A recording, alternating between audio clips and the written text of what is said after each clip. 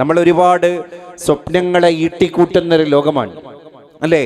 അതുകൊണ്ട് മനുഷ്യനെ ഇന്ന് ഭരിച്ചുകൊണ്ടിരിക്കുന്നത് അവൻ്റെ മോഹങ്ങളാണ്, അവൻ്റെ അന്യായമായ സ്വപ്നങ്ങളാണ്.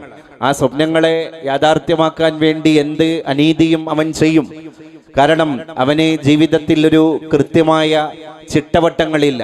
ഈ ചിട്ടവട്ടങ്ങൾ ഉണ്ടാകുമ്പോഴാണ് മനുഷ്യൻ ഒരു ഫ്രെയിംവർക്കിൻ്റെ ഉള്ളിൽ അവൻ്റെ ജീവിതത്തെ, അവൻ്റെ വികാരങ്ങളെപ്പോലും വിവേകം കൊണ്ട് നിയന്ത്രണത്തിൻ്റെ വരുതിയിൽ നിർത്തിയിട്ട് ജീവിക്കുകയുള്ളൂ. അങ്ങനെ ഒരു നിയന്ത്രണമുള്ള ജീവിതം ഉണ്ടാകുമ്പോഴാണ് നമ്മളിലൂടെ ബാക്കിയുള്ള ആളുകൾ കൂടി ആനന്ദം കണ്ടെത്തുന്നത്. അത് ജീവിതത്തിൻ്റെ ഒരു ആനന്ദം കൂടിയാണ്. ഇസ്തംതിഅ ബിഹയാതിക, നിന്റെ ജീവിതത്തിലൂടെ നീ സന്തോഷിക്കുക. അബ്ദുറഹ്മാൻ അൽ അരീഫി എന്ന് പറയുന്ന ഈ യുവ അറബ് പണ്ഡിതൻ ഇങ്ങനെ ഒരു പുസ്തകം രചനയിലേക്ക് ഇറങ്ങിത്തിരിക്കുന്നതിൻ്റെ ചേതോവികാരങ്ങളെ അദ്ദേഹം തൻ്റെ വിദ്യാർത്ഥികളോട് സംവദിക്കുന്ന സന്ദർഭത്തിൽ അദ്ദേഹം ഇങ്ങനെ പങ്കുവെക്കുന്നുണ്ട്. ഞാനത് എഴുതാനുണ്ടായ കാരണം എന്ന് പറഞ്ഞ് അദ്ദേഹം പറയുന്നുണ്ട്, ഞാൻ ഒരുപാട് യൂറോപ്യൻ ചിന്തകന്മാരുടെ ഒക്കെ നല്ല നല്ല മനഃശാസ്ത്ര കൗൺസിലിംഗ് ക്ലാസ്സുകളെയൊക്കെ കേൾക്കാറുണ്ട്.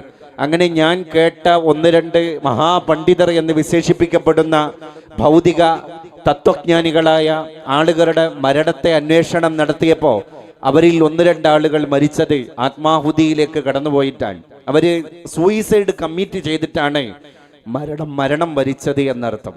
അപ്പോൾ ഒരുപാട് വിദ്യാർത്ഥികൾക്ക്, ഒരുപാട് യുഗങ്ങൾക്ക്, ഒരുപാട് യുഗപുരുഷന്മാർക്ക് ജീവിതത്തിൻ്റെ അർത്ഥം എന്ത് എന്ന് ബോധ്യപ്പെടുത്തി കൊടുത്ത ആ വലിയ വലിയ മഹാമനുഷ്യന്മാര് ജീവിതം അവസാനിപ്പിച്ചത് ഒരു കഷ്ണം കയറിലാണ്, ഒരു സയനൈഡ് ഗുളികയിലാണ് എന്ന് ബോധ്യപ്പെട്ടപ്പോൾ പിന്നെ എന്താണ് അവർ ലോകത്തെ പഠിപ്പിച്ചത് എന്ന് ഞാനിങ്ങനെ ആലോചിച്ചു. അപ്പോൾ അവർക്ക് ആത്മീയ വിദ്യാഭ്യാസത്തിൻ്റെ അപര്യാപ്തതയായിരുന്നു ഇങ്ങനെയൊക്കെ മനഃശാസ്ത്രപരമായ ക്ലാസ്സുകൾ എടുത്ത ആളുകൾ ആത്മഹത്യയിൽ അഭയം തേടാൻ കാരണം. ദി ഫൈനൽ എക്സിറ്റ് എന്ന് പറയുന്ന ഹംഫ്രി രചിച്ചൊരു പുസ്തകമുണ്ട്. ആത്മഹത്യയെപ്പറ്റി ആലോചിക്കുന്ന ആളുകൾക്കുള്ള ലക്ഷണമൊത്ത കൈപ്പുസ്തകം എന്നാണ് ആ പുസ്തകത്തെ പറ്റി ചില ആളുകളൊക്കെ അഭിപ്രായപ്പെട്ടത്. ദി ഫൈനൽ എക്സിറ്റ്, നിനക്ക് അവസാനമായിട്ട് ഇറങ്ങിപ്പോകാനുള്ള വഴി എന്നാണ് ആ പുസ്തകത്തിൻ്റെ ശീർഷകത്തിൻ്റെ അർത്ഥം.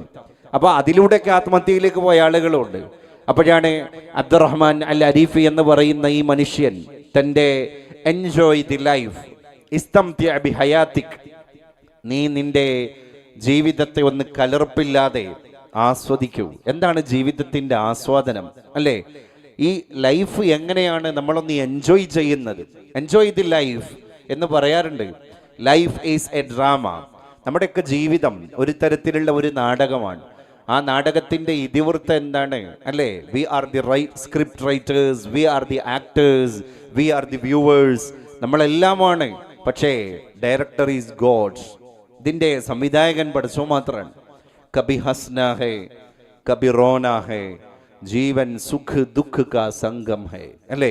നമ്മൾ ചിലപ്പോൾ ചിരിക്കുന്നു, ചിലപ്പോൾ ഹസിക്കുന്നു, ചിലപ്പോൾ പ്രകോപനം തൊടുത്തുവിടുന്നു, ചിലപ്പോൾ കരയുന്നു. അങ്ങനെ എല്ലാമുണ്ട്. സുഖത്തിനുണ്ടാകും സഖിമാരനേകം, ദുഃഖത്തിനോ പുനരാരുമില്ല. നമ്മൾ ചിരിക്കുന്നു, കരയുന്നു. ചിരിക്കുമ്പോൾ കൂടെ ചിരിക്കാൻ 1000 പേർ വരും, കരയുമ്പോൾ കൂടെ കരയാൻ നിന്നിഴൽ മാത്രം വരും എന്നൊരു കവിത മലയാളത്തിൽ രൂപപ്പെട്ടിട്ടുണ്ട്. ഇങ്ങനെയൊക്കെ ചിരിയും കരച്ചിലും ഒക്കെയായി നാടകീയതയുടെ ഈ അനന്തവിസ്തൃതിയുള്ള ഈ ലോകത്തിൻ്റെ പല വർണ്ണങ്ങളെ, ആ വർണ്ണ സമ്മേളനങ്ങളെ നമ്മൾ കണ്ടുകൊണ്ടിരിക്കുകയാണ്. ജീവൻ സുഖ് ദുഃഖ് കാ സംഗം ഹേ. അതുകൊണ്ട് സുഖദുഃഖങ്ങളുടെ ഒരു സമ്മിശ്രതയാണ്, ഒരു സങ്കലനമാണ് അത്, അഥവാ ഒരു സുഖദുഃഖങ്ങളുടെ ഒരു സമ്മേളനമാണ്, സമ്മേളന നഗരിയാണ് ഈ നാം കണ്ടുകൊണ്ടിരിക്കുന്ന ഈ കൊച്ചു ലോകം. അപ്പം ഈ ലോകത്തിൻ്റെ പരിമിതികളെ കണ്ടിട്ടാണ് അപരിമേയമായ, പരിമിതികളില്ലാത്ത ഒരു ആഖിറം. അതുകൊണ്ടാണ് മിൻ ദീഖി ദുനിയ ഇലാ സഅത്തിൽ ആഖിറ, ദുനിയാവിൻ്റെ കുടിസിൽ നിന്ന്, കൗടില്യത്തിൽ നിന്ന്, ദുനിയാവിൻ്റെ ഈ വല്ലാണ്ട് നമ്മുടെ അസ്വസ്ഥരാക്കിക്കൊണ്ടിരിക്കുന്ന ഈ പരിമിതികളിൽ നിന്ന് ഇലാ സഅത്തിൽ ആഖിറ, പാരത്രിക ലോകത്തിൻ്റെ കണ്ണെത്താത്ത വിശാലതയിലേക്ക്, അനന്തതയിലേക്ക് നമുക്ക് വിജയശ്രീലാളിതരായിട്ട് കടന്നു പോകണം. അതിൽ എല്ലാം കിടക്കുന്നുണ്ട്. അതുകൊണ്ട് മനുഷ്യൻ ജൈവികനാവുക. ജൈവികമാവുക എന്ന് പറഞ്ഞാൽ നമ്മളൊന്ന് ബയോളജിക്കാവുക എന്നുള്ളതാണ് അതിൻ്റെ അർത്ഥം. ജൈവികമാകുക എന്ന് പറയുമ്പോൾ ഇപ്പോൾ ഒരു വയൽ നമ്മളിവിടെ കാണുന്നുണ്ട്. ആ വയലിൽ നല്ല വെള്ളം കെട്ടി നിൽക്കുന്നുണ്ട്. ആ വെള്ളത്തിലേക്ക് നമ്മൾ കാല് ഊന്നിക്കഴിഞ്ഞാൽ, പാദം ഊന്നിക്കഴിഞ്ഞാൽ നമ്മുടെ കാൽമുട്ടോളം അതിലെ ചെളിക്കുണ്ടിലേക്ക് നമ്മുടെ പാദങ്ങൾ താഴ്ന്നു പോകുന്നതാണ്.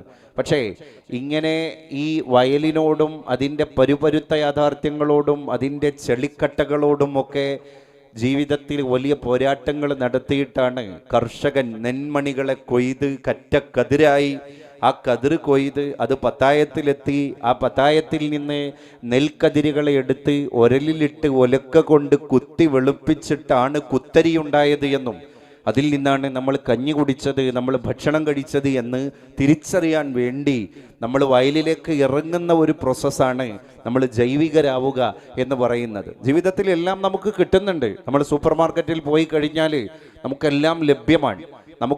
ഒരു പ്ലേറ്റ് ചോറ് എങ്ങനെ കിട്ടുമെന്ന് പറയുമ്പോൾ നമ്മുടെ പുതിയ വിദ്യാർത്ഥി സൂപ്പർ മാർക്കറ്റിൽ പോയി വാങ്ങിയാൽ അത് കിട്ടുമെന്ന് കട്ടായം പറയരുത്. അതിനപ്പുറം പാഴ്ചേറിൽ അമർന്നു പോയ പാവപ്പെട്ട കർഷകന്റെ പാതാരവിന്ദങ്ങളിൽ അള്ളിപ്പിടിച്ച ഈ ചെളിയിൽ അതിൻ്റെ ദുർഗന്ധങ്ങളിൽ നിന്ന് വിരിഞ്ഞ പുഷ്പങ്ങളാണ് അല്ലെങ്കിൽ മലരുകളാണ് നമ്മുടെ അന്നം എന്ന് തിരിച്ചറിയുന്നിടത്താണ് നമ്മളൊക്കെ ജൈവികരായി മാറുന്നത്. ആ ജൈവികതയെ നമുക്ക് മാറ്റി നിർത്താൻ കഴിയില്ല. നമ്മളൊക്കെ ജൈവികരാണ്.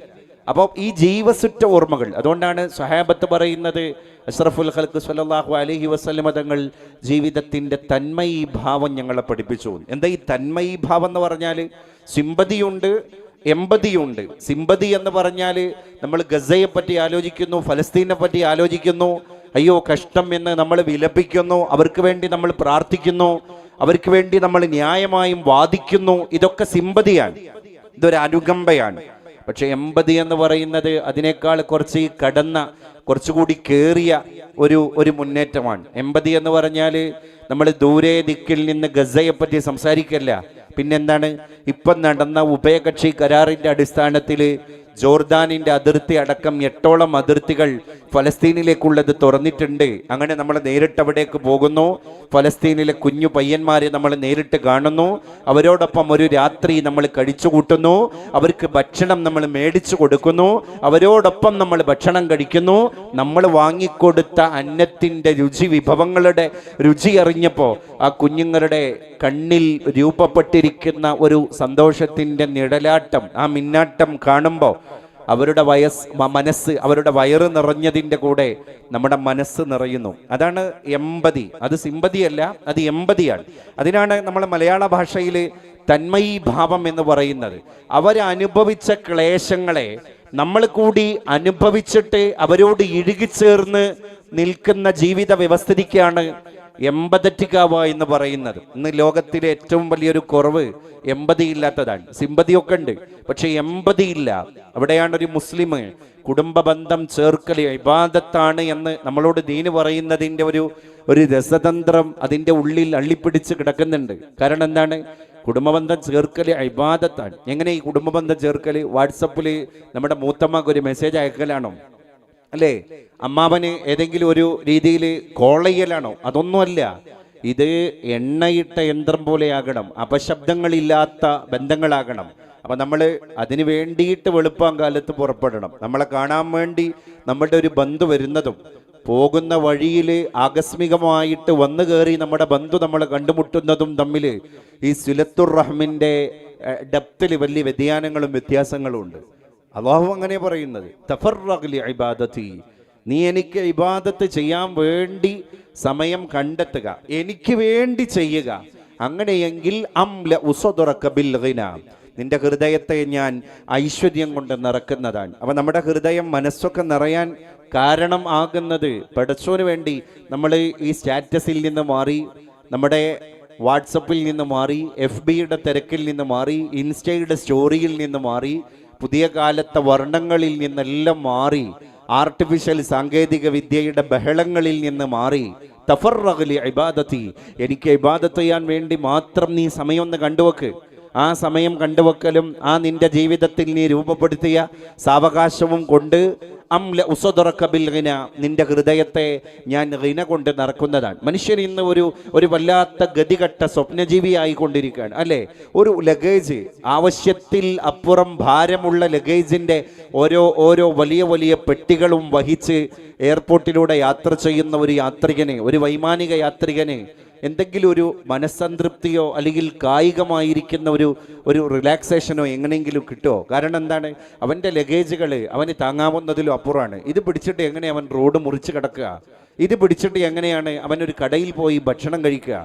ഈ അമിതമായ ലഗേജുകൾ വഹിച്ചു കൊണ്ടിരിക്കുന്ന ആ യാത്രക്കാരന് അനുഭവപ്പെട്ടുകൊണ്ടിരിക്കുന്ന മാനസിക ശാരീരിക ക്ലേശത്തിന് സമാനമാണ് നമ്മുടെ ഈ ലഗേജുകളാകുന്ന ഒരുപാട് മൂടില്ല താളി പോലെ വളർന്ന് പന്തലിച്ച് തളിർത്ത് പന്തലിച്ചിരിക്കുന്ന നമ്മുടെ ദിവാസ്വപ്നങ്ങളുമായിട്ടാണ് നമ്മൾ ഈ എല്ലാ ഇടവഴികളിലൂടെയും നടന്നുകൊണ്ടിരിക്കുന്നത്. അതുകൊണ്ട് പോകുന്ന ഇടങ്ങളിലൊന്നും സ്വാസ്ഥ്യം എന്ന് പറയുന്ന തുമഅനീനത്ത് അല്ലെങ്കിൽ ഐശ്വര്യം, മനസ്സിന്റെ ഐശ്വര്യം അല്ലേ, നഫ്സിന്റെ ഐശ്വര്യം നമുക്കാർക്കും ലഭ്യമാകുന്നില്ല എന്നുള്ളതാണ്. അപ്പോൾ അത് സഹജീവിയെ കണ്ടെത്തുന്നതിലൂടെയൊക്കെയാണ് നമുക്ക് ലഭ്യമാകുന്നത്. ഈ കഴിഞ്ഞ ഒക്ടോബർ 16 മിനിയാന്നല്ല, അതിൻ്റെ മുൻപത്തെ വെള്ളിയാഴ്ച എനിക്ക് കണ്ണൂർ ഭാഗത്തായിരുന്നു പരിപാടി. വളാഞ്ചേരിയിലെ എൻ്റെ ഖുതുബ കഴിഞ്ഞ് ഞാൻ കുറ്റിപ്പുറം റെയിൽവേ സ്റ്റേഷനിലേക്ക് വേഗം ധൃതി പിടിച്ച് ഡ്രൈവറോട് എന്നെ അങ്ങോട്ട് വിട്ടുതരണം, കാരണം നമ്മൾ ഉച്ചഭക്ഷണത്തിന് ഇവിടെ കാത്തിരുന്നാൽ ട്രെയിന് നമ്മളെ കാത്തിരിക്കില്ല എന്ന് പറഞ്ഞ് ഞാൻ വേഗം വണ്ടി വിടാൻ പറഞ്ഞു. അപ്പം അന്ന് ഉച്ചക്ക് ഭക്ഷണം സ്കിപ്പ് ചെയ്യാൻ തീരുമാനിച്ചു തത്വത്തിൽ. അങ്ങനെ റെയിൽവേ സ്റ്റേഷനിൽ എത്തിയപ്പോൾ അന്ന് ഉച്ചക്ക് പട്ടിണിയാവാൻ തീരുമാനിച്ചതാണ്. അതുകൊണ്ട് നമുക്ക് വലിയ ബുദ്ധിമുട്ടും പ്രയാസമൊന്നുമില്ല. അങ്ങനെ ഒരു പ്രതിജ്ഞ എടുത്ത് അവിടെ പോയിരിക്കുമ്പോൾ ട്രെയിൻ വരുന്നതിൻ്റെ ഒരു 5 മിനിറ്റ് മുമ്പ് കുറച്ച് കൗമാരക്കാരായ കുട്ടികൾ ഒരു കവറിൽ കുറച്ച് ഭക്ഷണപ്പൊതിയെല്ലാം നിറച്ച് റെയിൽവേ സ്റ്റേഷനിൽ ഇങ്ങനെ വിതരണം ചെയ്യുന്നുണ്ട്. കൊടുക്കുന്നതിന് മുമ്പ് അവർ ആളുകളോട് ചോദിക്കുന്നുണ്ട്, ഭക്ഷണം കഴിച്ചതാണോ? ആണ് എന്ന് പറഞ്ഞാൽ അവർ കൊടുക്കുന്നില്ല, കഴിച്ചിട്ടില്ല എന്ന് പറഞ്ഞാൽ അവർ കൊടുക്കുകയാണ്. ഞാൻ തത്വത്തിൽ അന്ന് ഭക്ഷണം കഴിക്കാത്തത് കൊണ്ട് അവരോട് ഇല്ല എന്ന് പറഞ്ഞു. അതുകൊണ്ട് തന്നെ അവരൊരു പൊതിച്ചോറ് എൻ്റെ കയ്യിലും തന്നു. ഞാൻ ട്രെയിനിൽ കയറിയിട്ട് ഇങ്ങനെ ഇരുന്ന് ആലോചിക്കായിരുന്നു. കാരണം ഏതോ ഒരു രൂപത്തിൽ നമ്മുടെ മുമ്പിൽ പ്രത്യക്ഷപ്പെട്ട ഒരു ദൈവ പ്രതിനിധി, പണ്ട് നമ്മുടെ ജോസഫ് അന്നംകുട്ടി ജോസ് അദ്ദേഹത്തിൻ്റെ പുസ്തകത്തിൽ പറഞ്ഞ പോലെ ദൈവത്തിൻ്റെ ചാരന്മാരാണ് അല്ലേ. ദൈവം പറഞ്ഞു വെച്ച ചാരന്മാരായിട്ട് മനുഷ്യൻ്റെ രൂപത്തിൽ പടച്ചോൻ ഇങ്ങനെ ഓരോ സ്ഥലത്തും പ്രത്യക്ഷപ്പെടാൻ. അലി കടുകശ്ശേരിയുടെ ഒരു കവിത ഞാൻ എൻ്റെ സുഹൃത്തുക്കൾക്ക് ആ പൊതിച്ചോറിൻ്റെ ഒരു ഫോട്ടോ എടുത്തിട്ട് എഴുതി വിട്ടു. മെഡിക്കൽ കോളേജിലേക്ക് ആരോ കൊടുത്തുവിട്ട സ്നേഹപ്പൊതി തന്നതാരെന്ന് തിന്നവനും തിന്നതാരെന്ന് തന്നവനും അറിയില്ല. രണ്ടുപേർക്കും അറിയുന്നത് ഒരേ ഒരു വികാരം, വിശപ്പ്. അതുകൊണ്ട് അന്യനോടുള്ള കരുതലല്ലാതെ ലോകത്ത് ഏതാണ് ഏറ്റവും മികച്ച രാഷ്ട്രീയം അല്ലേ? നമ്മൾ ഒരുപാട് രാഷ്ട്രീയങ്ങളെ ലോകത്ത് കാണുന്നുണ്ട്. ലോകത്ത് ഏറ്റവും മികച്ച രാഷ്ട്രീയം ഏതാണ്? അത് അന്യനോടുള്ള കരുതലാണ്. അന്യനെ ചേർത്ത് നിർത്തുന്നതിനേക്കാൾ വലിയ ഊഷ്മളമായ പൊളിറ്റിക്സ് ലോകത്ത് ഏതാണ് എൻ്റെ പ്രിയപ്പെട്ടവരെ? അപ്പോൾ ഈ കുട്ടികൾ ഇപ്പോഴും ആ ഒരു ആദാനപ്രധാനത്തിൻ്റെ സൗന്ദര്യം വർദ്ധിപ്പിക്കുന്നത് എന്താണ്? മനുഷ്യാവകാശ സംഗമത്തിൽ സമദാനിയയുടെ മുറ്റത്തെ ഈ സായാഹ്നത്തിൽ ഞാൻ നിങ്ങളോട് ഇതിൻ്റെ ഭാഗമായി ഓരം പറ്റി നിന്ന് സംസാരിക്കുമ്പോൾ ഞാൻ കുറ്റിപ്പുറത്തെ റെയിൽവേ സ്റ്റേഷനിൽ എൻ്റെ കയ്യിലേക്ക് ഇത് കൊണ്ടുവന്ന മക്കളെപ്പറ്റി ആലോചിക്കുമ്പോൾ അതവിടുത്തെ കാർഷിക കോളേജിലെ കുട്ടികൾ എന്ന് മാത്രമേ എനിക്കറിയാൻ പാടുള്ളൂ. അതിലപ്പുറം അവരുടെ ജാതി ഏത്, ആ കുട്ടികളുടെ മതം ഏത്, ആ കുട്ടികൾക്ക് എൻ്റെ വേഷഭൂഷാദി ഇതായത് കൊണ്ട് എൻ്റെ മതം എന്ന് ബോധിച്ചു കാണും. പക്ഷേ ആ കൊണ്ടുവന്ന കുട്ടികളുടെ മതോ ജാതിയോ തറവാടോ അവരുടെ അസ്തിത്വമോ ഒന്നും എനിക്കറിയില്ല എന്നുള്ളതാണ് ആ സ്നേഹപ്പൊതിയുടെ രുചിഭേദങ്ങൾക്ക് കുറച്ചുകൂടി വർണ്ണം നൽകുന്നത് എന്നാണ് ഞാൻ ഈ സമ്മേളനത്തിൽ ആനുഷംഗികമായിട്ട് ഓർമ്മപ്പെടുത്താൻ താല്പര്യപ്പെടുന്നത്. അങ്ങനെ അന്യജീവൻ ഉദകി സ്വജീവിതം ധന്യമാക്കും അമലേ വിവേകികൾ. നമ്മൾ വേറുള്ളവർക്ക് വേണ്ടി കൂടി കഷ്ടപ്പെടുന്ന നേരത്താണ് നമ്മളൊരു വിവേകിയാകുന്നത് എന്നർത്ഥം അല്ലേ. അതുകൊണ്ടാണല്ലോ പുണ്യനബി സല്ലല്ലാഹു അലൈഹി വസല്ലം തങ്ങൾ നിന്റെ അയൽവാസിയെ ഗൗനിക്ക്, നിന്റെ ഭാര്യാഭർത്തൃ ബന്ധത്തെ ഗൗനിക്ക്, നിന്റെ വേഷവിധാനങ്ങളെ ഗൗനിക്ക്, നിന്റെ വാക്കിനെ ഗൗനിക്ക്. നോക്കൂ നിങ്ങൾ, ഓരോ ഭാഷകൾ. ദുബായിൽ അടുത്തൊരു പരിപാടിക്ക് പോയപ്പോൾ അവിടെ നിസ്കരിക്കാൻ കയറിയപ്പോൾ ഒരു പള്ളിയുടെ പേര് കണ്ടു, മസ്ജിദ് ഫി റിലൽ വാലിദൈൻ, മസ്ജിദ് റിലൽ വാലിദൈൻ. നമ്മൾ ഒരുപാട് പള്ളികളുടെ പേരൊക്കെ കാണാറുണ്ട് അല്ലേ. മസ്ജിദുൽ ഫലാഹ്, മസ്ജിദുൽ സലാഹ്, മസ്ജിദുൽ സലാം, മസ്ജിദുൽ ഫതഹ്, മസ്ജിദുർ റഹ്മാൻ, ഇതൊക്കെ നമ്മൾ കാണുന്ന വ്യത്യസ്ത പള്ളികളുടെ നാമങ്ങളാണ്. പക്ഷെ ഈ മസ്ജിദിന്റെ നാമം നമ്മളെ ഒന്നുകൂടി കോർമ്മയിൽ കൊള്ളിപ്പിച്ചു, നമ്മളെ ഒന്നുകൂടി ഇരുത്തി ചിന്തിപ്പിച്ചു. ഏതായിരുന്നു ആ പേര്? മസ്ജിദ് റിളൽ വാലിദൈൻ. മാതാപിതാക്കളുടെ പ്രീതിയിലായി അള്ളാഹുവിന് വേണ്ടി പണി കഴിപ്പിച്ചിരിക്കുന്ന ആരാധനാലയം. അപ്പം അത് അന്വേഷിച്ചപ്പോൾ ഒരു പ്രൗഢ അറബി പ്രമുഖൻ, വാണിജ്യ വ്യാവസായിക അടിസ്ഥാനത്തിലൊക്കെ നന്നായി പേരും പെരുമയുള്ളൊരു മനുഷ്യൻ, അദ്ദേഹത്തിൻ്റെ ദിവംഗതരായി പോയ മാതാപിതാക്കളുടെ പേരിൽ നിർമ്മിച്ചു നൽകിയ നല്ല ലക്ഷണമൊത്ത ഒരു മസ്ജിദായിരുന്നു അത്. അപ്പം നമ്മൾ പൊതിച്ചോറാവുകയാണ്. നമ്മളിങ്ങനെ ഓരോരുത്തർക്കും പൊതിച്ചോറാകുമ്പോഴും അതിൽ നമുക്ക് വലിയ നീയത്തുകളുണ്ട്. ഇപ്പം ഹിഫ്ള് പഠിച്ച സമദാനിയയിലെ മക്കൾ നാളെ ഏതൊക്കെ മഹല്ലുകൾക്കാണ് നേതൃത്വം കൊടുക്കാൻ പോകുന്നത്? എത്രായിരം പള്ളികളുടെ മിഹ്റാബിലേക്കാണ് അവരുടെ ഖുർആനിൻ്റെ സ്വരരാഗസുധ ഒഴുകി പരക്കാനിരിക്കുന്നത്? എത്ര ഹൃദയങ്ങളിലേക്കാണ് അവരുടെ ഈ ദിവ്യ വെളിച്ചത്തിൻ്റെ ശക്തി സ്രോതസ്സാകുന്ന ഈ വിശുദ്ധ വചന സൂക്തികൾ നിലാമഴ പോലെ പരന്ന് ഒഴുകി പെയ്ത് തിമിർത്ത് അത് വസന്തം പെയ്യിപ്പിക്കാനിരിക്കുന്നത് അല്ലേ? ഇതൊക്കെ തന്നെ ഈ ഉൽപാദനത്തിൻ്റെ ക്ഷമതയാണ്. അതിൻ്റെയൊക്കെ ഒരു നിദാനമായിട്ട് പ്രവർത്തിച്ച ഫാക്ടറിയാണ് സമദാനിയ എന്ന് പറയുന്നത്. ഇവിടുത്തെ നിർമ്മാണാത്മകത ഇത് സംഹാരാത്മകതയല്ല. ലോകത്ത് ഇന്ന് സംഹാരാത്മകതയുടെ കാലാണ്. അതുകൊണ്ടാണ് ഇസ്രായേൽ പട്ടാളക്കാരൻ നിർമ്മിച്ചിരിക്കുന്ന തോക്കുകളുടെ വെടിയുണ്ടകളുടെ മൂർച്ച എത്രയാണ്, അതിൻ്റെ വേദന എത്രമാത്രം തീവ്രമാണ് എന്ന് ആധികാരികമായിട്ട് പറയാൻ സാധിക്കുന്ന, ലോകത്തെ ഒന്നിൻ്റെ മാത്രം ബ്രാൻഡ് പറയാൻ കഴിയുന്ന കുട്ടികളാണ് ഗസയിലെ കുട്ടികൾ, ഫലസ്തീനിലെ കുട്ടികൾ. പക്ഷേ ഇതൊക്കെ അവർ അനുഭവിച്ചിട്ടും അവർ ആത്മഹത്യ ചെയ്തില്ല എന്നുള്ളത് ലോകത്തിൻ്റെ ഒരു അത്ഭുതമാണ്. Have you found anyone committed suicide in Gaza even though in this great hunger and poverty because of spiritual capacity, not the material capacity?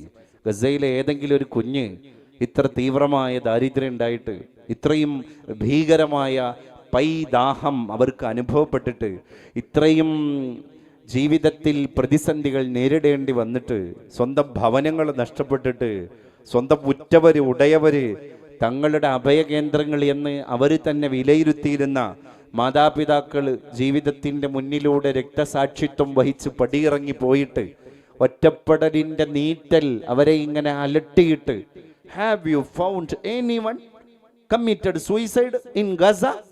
ഈ ഗാസയിൽ ഏതെങ്കിലും ഒരു യുവതിയോ ഒരു യുവാവോ ഇത്രയും ഇല്ലായ്മകളുടെ നടുവിൽ വെച്ചിട്ട് ഈ ദുരിത പെയ്ത്തിന്റെ ഇടയിൽ മനോവീര്യം തകർന്നിട്ട് ആത്മഹത്യ ചെയ്തത് നിങ്ങൾക്ക് എവിടെയെങ്കിലും കാണാൻ കഴിഞ്ഞോ? നാഷണൽ ക്രൈം റെക്കോർഡ് ബ്യൂറോയുടെ കണക്ക് പ്രകാരം കേരളം ആത്മഹത്യയുടെ വിഷയത്തിൽ 3-ാം സ്ഥാനത്ത് എത്തി നിൽക്കുകയാണ് ദേശീയ ശരാശരിയിൽ. കേരളം ഏറ്റവും വിദ്യാഭ്യാസമുള്ള സമ്പന്നമായ സാക്ഷരതയുടെ അപ്പോസ്തലന്മാരെ വാർത്തെടുത്ത മഹാഭൂമികയാണ് കേരളം. ഈ കേരളത്തിലാണ് എന്താണ് ഭൗതികതയോ അല്ലെങ്കിൽ മറ്റുള്ള വിജയങ്ങളോ മറ്റുള്ള സാമ്രാജ്യത്വ അധീശാധിപത്യങ്ങളോ മറ്റുള്ള സ്വാധീനങ്ങളോ സാമ്പത്തിക സ്രോതസ്സുകളോ ഒന്നും നമ്മുടെ മനോവീര്യത്തെ ഉദ്ദീപിപ്പിക്കില്ല. അതിനെ തകർക്കാനേ അതൊക്കെ ഉപകരിക്കൂ. സുഖത്തിനുണ്ടാകും സഖിമാരനേകം, സുഖത്തിന് സഖിമാരൊക്കെ ഉണ്ടാകും, പക്ഷെ ദുഃഖത്തിന് ആരും ഉണ്ടാകൂല, അല്ലേ? അപ്പം അങ്ങനെയൊക്കെ ചിന്തിക്കുന്ന നേരത്ത് നമ്മൾ ഒരു കാര്യം ആലോചിച്ച് നോക്കുക. ഈ ഒന്നുമില്ലായ്മക്കിടയിൽ നിന്ന് ഇവരെന്തേ ആത്മഹത്യ ചെയ്യാതിരുന്നത്? അവരെന്താ പിടിച്ചു നിൽക്കാൻ കാരണം? സ്പിരിച്വൽ കപ്പാസിറ്റിയാണ്. ഈ മെറ്റീരിയൽ കപ്പാസിറ്റിയും സ്പിരിച്വൽ കപ്പാസിറ്റിയും തമ്മിൽ അജഗജ അന്തരമുണ്ട്. മെറ്റീരിയൽ കപ്പാസിറ്റി എന്നൊക്കെ പറയുന്നത് ഞങ്ങൾക്ക് ആ സൗകര്യമുണ്ട്, ഞങ്ങൾക്ക് മെട്രോ സൗകര്യമുണ്ട്, ഞങ്ങൾക്ക് വൈമാനിക സൗകര്യങ്ങളുണ്ട്, ഞങ്ങൾക്ക് ഇത്ര സർവകലാശാലകളുണ്ട്, ഞങ്ങൾക്ക് ഇത്ര ബിരുദാനന്തര ബിരുദങ്ങളുണ്ട്, ഞങ്ങൾക്ക് ഇത്ര നേട്ടങ്ങളുണ്ട് എന്നൊക്കെ മനുഷ്യൻ്റെ ഐക്യരാമാനം പറയുന്ന കാര്യമാണ്. പക്ഷേ ഈ സ്പിരിച്വൽ കപ്പാസിറ്റി എന്ന് പറയുന്നത് ഇതിൻ്റെയൊക്കെ അപ്പുറത്താണ്.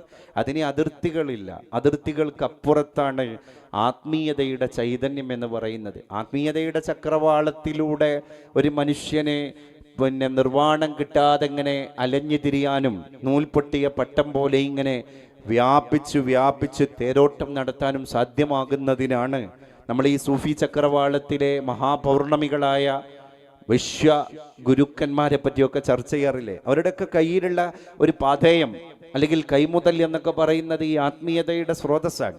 എല്ലാ മതങ്ങളും ആത്മീയതക്കും സൗഹൃദങ്ങൾക്കും അതിൻ്റെതായ പ്രാധാന്യങ്ങളൊക്കെ കൊടുത്തു. നമ്മുടെ നാടിൻ്റെയൊക്കെ സൗന്ദര്യം അത് തന്നെയാണ്, ഈ ഇഴുകിച്ചേർന്ന് നിൽക്കൽ, അല്ലേ, ഈ കൂടിയാടൽ, അതിൽ കിട്ടുന്ന ഒരു മാനസികമായ ഒരു ഉല്ലാസമുണ്ട്.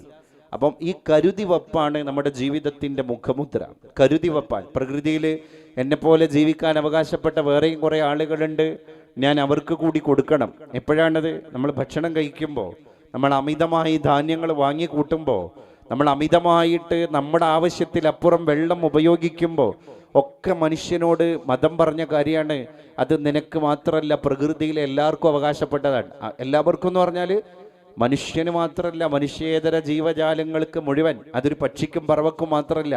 ജലം, ആർദ്രത, കനിവ്, കിനിവ് എന്നൊക്കെ പറയുന്നത് ഇവിടുത്തെ സസ്യലതാദികളുടെ കൂടി പ്രാണവായുവിനെ നിലനിർത്തുന്ന ഒരു ഘടകമാണ്.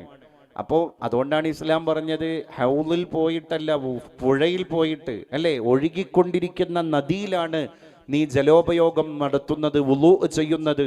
എന്നാൽ 3 പ്രാവശ്യം ഒരു അവയവം കഴുകാനാണ് ദീനുൽ ഇസ്ലാം നമുക്ക് അനുവാദം തരുന്നത്. അതെന്തിനാണ്? ഒന്നാമത്തെ പ്രാവശ്യം മഅൽ മിർഫഖ്, നിന്റെ മുട്ടോടുകൂടെ നിന്റെ കൈ മുഴുവനായിട്ട് സ്നാനം ചെയ്യാൻ നിനക്ക് കഴിഞ്ഞില്ല എങ്കിൽ മൂന്നാമത് 3 പ്രാവശ്യത്തോടുകൂടെ അത് പൂർണ്ണമായിട്ട് നനയണം. പിന്നെ 4മതൊരു പ്രാവശ്യം അത് ഒഴുകിപ്പരക്കുന്ന പുഴയാണെങ്കിലും അതിൽ നിന്ന് വുളൂഇന് വേണ്ടി കൂടിയാണെങ്കിലും നീ ജലോപയോഗം നടത്താൻ പാടില്ല. Do not waste water if you are in a running stream.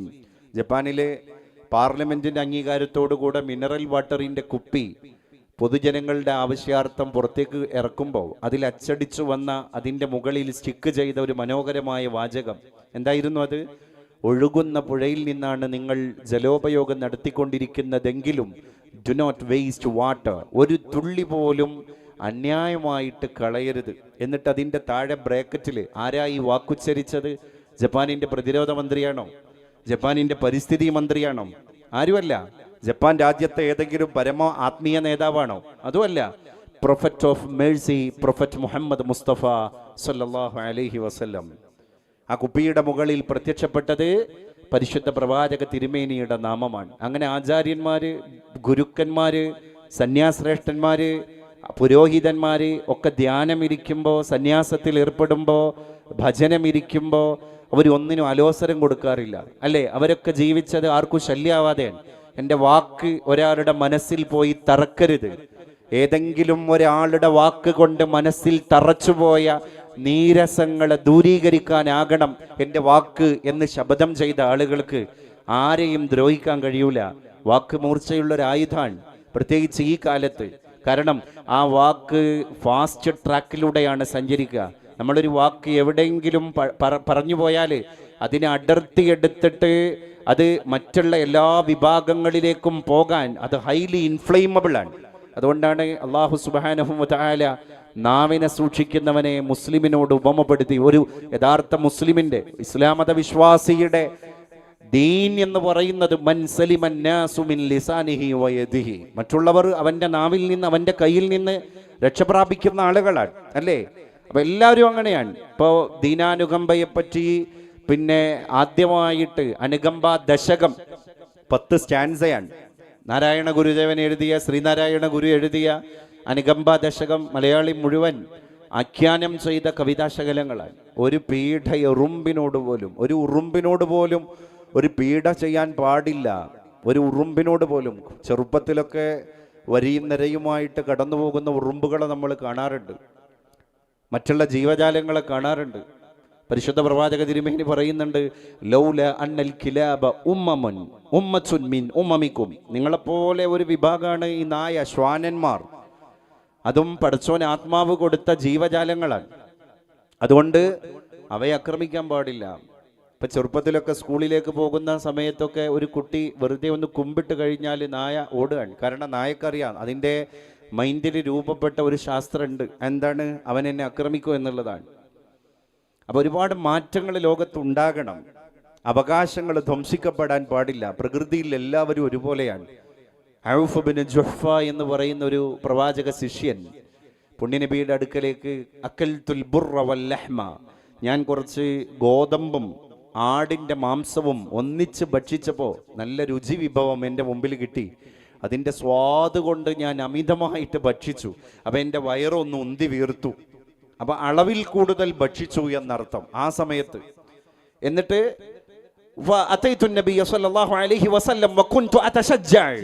ഞാനിങ്ങനെ ഭയങ്കര ധീരത പ്രകടിപ്പിച്ച് ഞാൻ കുറച്ച് അമിതമായി ഭക്ഷിച്ചല്ലോ എന്ന നെകളിപ്പില് പരിശുദ്ധ പ്രവാചക തിരുമേനിയുടെ അടുക്കൽ വന്നപ്പോൾ പുണ്യനബി സല്ലല്ലാഹു അലൈഹി വസല്ലം എൻ്റെ ആ ശരീരഭാഷ കണ്ടിട്ട് പറഞ്ഞു, എന്താടാ നിനക്കൊരു ധീരപരിവേഷം, എന്താ നിന്റെ ശരീരത്തിൽ ഒരു വീരപരിവേഷം, നീ കുറച്ച് ഓവറായി ഭക്ഷണം കഴിച്ചത് കൊണ്ടാണോ നീ ഇങ്ങനെ ഞെളിഞ്ഞു നിൽക്കുന്നത്? എന്നാൽ നീ ഒരു കാര്യം മനസ്സിലാക്കണം, അമിതമായി ഭക്ഷിക്കുക എന്നുള്ളത് ഒരു ധീരതാ പ്രകടനത്തിൻ്റെ ഒരു കാരണമൊന്നും ആക്കി മാറ്റരുത്. നമ്മൾ ദുഃഖിക്കേണ്ട ഒരു കാര്യം കൂടിയാണ്. എന്നിട്ട് പറഞ്ഞു നബിതങ്ങൾ, ഈ ഭൗതിക ലോകത്ത് അമിതമായിട്ട് അതിൻ്റെ ഒരു കാര്യമില്ല, ആവശ്യത്തിന് വിശപ്പടങ്ങാൻ മാത്രം ഭക്ഷിച്ചാൽ മതി. അതിലപ്പുറം അമിതമായിട്ട് ഭക്ഷണം കഴിക്കുന്ന ആളുകൾ അത്വലഹും ജൂഅൻ ഫിൽ ആഖിറ, നാളെ പരലോകത്തിൽ അനന്തമായ വിശപ്പ് കിടക്കേണ്ട ആളുകളാണ്, പട്ടിണി കിടക്കേണ്ട ആളുകളാണ്. അപ്പം ഇവിടുത്തെ അമിതാഹാരം അവിടുത്തെ അനന്തമായ വിശപ്പിൻ്റെ ഒരു കാരണമാണ്. മഹാഭാരത കഥയിൽ മോക്ഷയാത്ര നടക്കുന്നുണ്ട്, എല്ലാവരും പോകുക, ഇങ്ങനെ പുറപ്പെടുകയാണ്. യുധിഷ്ഠിരനുണ്ട്, ഇപ്പുറത്ത് ദ്രൗപദിയുണ്ട്, ദ്രൗപദിയുടെ 2 ആയമാരുണ്ട്, അതുപോലെ തന്നെ ഭീമനുണ്ട്, മറ്റെല്ലാ ആളുകളുണ്ട്. അങ്ങനെ എല്ലാവരും കൂടിയിട്ട് മോക്ഷയാത്ര പുറപ്പെടുകയാണ്. മഹാഭാരത കഥയുടെ ഏറ്റവും തീവ്രമായ ഒരു പ്രകൃതിയോട് ഓരം പറ്റി നിൽക്കുന്ന സഹജീവി സ്നേഹത്തിൻ്റെ കഥ പറയുന്ന ഒരു പർവ്വം കൂടിയാണത്. അങ്ങനെ ഓരോരുത്തരായിട്ട് ഇങ്ങനെ വീഴുകയാണ്. ദ്രൗപദി വീഴുന്നുണ്ട്, ഭീമൻ വീഴുന്നുണ്ട്, എല്ലാവരും വീണിങ്ങനെ പോവുന്നുണ്ട്. അപ്പോഴൊക്കെ ആളുകൾ ചോദിക്കുന്നുണ്ട്, എന്തേ വീഴുന്നു? അപ്പോൾ അവസാനം വിളംബരം മുഴങ്ങുന്നുണ്ട്, അവര് അമിതമായി ഭക്ഷണം കഴിച്ചതാണ്, അമിതമായി ഭക്ഷണം കഴിച്ചതിൻ്റെ കെടുതിയാണ്. അറബികൾക്കിടയിൽ പഴയ കാലത്ത് വളരെ വിസ്തൃതമായ ബതുക്കളായ അറബികൾ എടുത്തു പറയുന്നൊരു വചനമായിരുന്നു തുആമുൽ ഇത്നൈനി കാഫി സലാസ.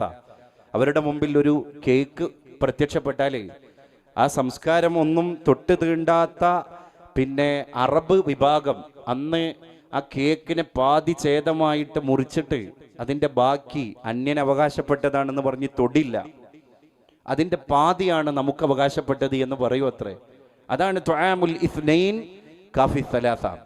അപ്പോൾ ആ ഒരു പ്രകൃതിയിലെ സഹജീവിയെ കാണാനുള്ള ഉത്കടമായ ഒരു അഭിനിവേശം നമുക്കൊക്കെ ഉണ്ടാകണം. ഈ മനോഹരമായിരിക്കുന്ന ഈ സന്ധ്യയിൽ, മനുഷ്യാവകാശത്തിൻ്റെ ഈ മനോഹരമായ സംഗമത്തിൻ്റെ സമാപ്തിയിൽ പരിശുദ്ധമായ നമ്മുടെ കുട്ടികൾ സനദ് വസ്ത്രത്തിൻ്റെ വിതരണത്തിലേക്ക് കടക്കുകയാണ്. അവർക്ക് മഗ്രിബ് കഴിഞ്ഞ ഉടനെ അവരുടെ സനദ് ദാന പരിപാടികൾ നടക്കണമെങ്കിൽ ഇപ്പം അവർക്ക് സനദ് വസ്ത്രങ്ങൾ, നേരത്തെ ഇവിടെ പറഞ്ഞു, ആ വസ്ത്രങ്ങളൊക്കെ ഓരോരുത്തർ ഏറ്റ പ്രിയപ്പെട്ട മനുഷ്യസ്നേഹിയായ ആ വ്യക്തിത്വത്തെ പറ്റിയൊക്കെ ഇവിടെ പറയുകയുണ്ടായി. അള്ളാഹു അർഹമായ പ്രതിഫലം എല്ലാ ആളുകൾക്കും നൽകി അനുഗ്രഹിക്കുമാറാകട്ടെ. അപ്പോൾ നമ്മുടെ കുട്ടികൾ അവരുടെ പരിശുദ്ധ വസ്ത്രം സ്വീകരിക്കുന്ന ഒരു നിമിഷത്തിലേക്ക് നമ്മുടെ സദസ്സ് കടന്നു പോവുകയാണ്. ഇൻഷാ അല്ലാഹ് പൊതുവേ നമ്മുടെ സമ്മേളനങ്ങളും പരിപാടികളൊക്കെ ആകുമ്പോൾ ഈ രീതിയിലൊക്കെ നമുക്ക് വിഷയാവതരണത്തിനും മറ്റൊക്കെ സമയവും സാവകാശമൊക്കെ കിട്ടുള്ളൂ. ഇൻഷാ അല്ലാഹ് വൈകിയ ഈ ഒരു വേളയിൽ ഇനി സുദീർഘമായി നീട്ടിക്കൊണ്ടു പോകുന്നില്ല.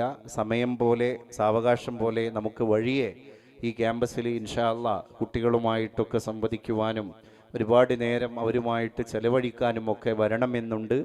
അപ്പോൾ ആവുന്ന രീതിയിൽ നമുക്കൊക്കെ ഇൻഷാ അല്ലാഹ് ഇനിയും കണ്ടുമുട്ടാമെന്നൊരു പ്രതീക്ഷയുടെ അതുപോലെ തന്നെ പ്രാർത്ഥനയുടെ പുറത്ത് ഇങ്ങനെയൊരു പരിപാടിയിലേക്ക് എന്നെ ക്ഷണിച്ചതിനും ഇത്ര നേരം എന്നെ ശ്രവിച്ചതിനും നിങ്ങളോടെല്ലാമുള്ള അകൈതവമായ കടപ്പാടുകളെ സ്നേഹപുരസ്സരം പ്രാർത്ഥനാ നിർഭരമായ ഈ സദസ്സിൽ നൽകി ഊസീക്കും ബിദ്ദുആ, എല്ലാവരും ദുആ കൊണ്ട് എല്ലാവരെയും വസിയത്ത് ചെയ്ത് ഞാൻ ഉപസംഹരിക്കുന്നു.